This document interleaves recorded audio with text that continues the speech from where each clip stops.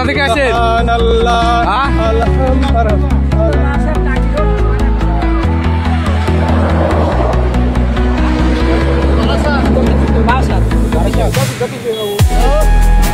বারাসাত থেকে আসছে।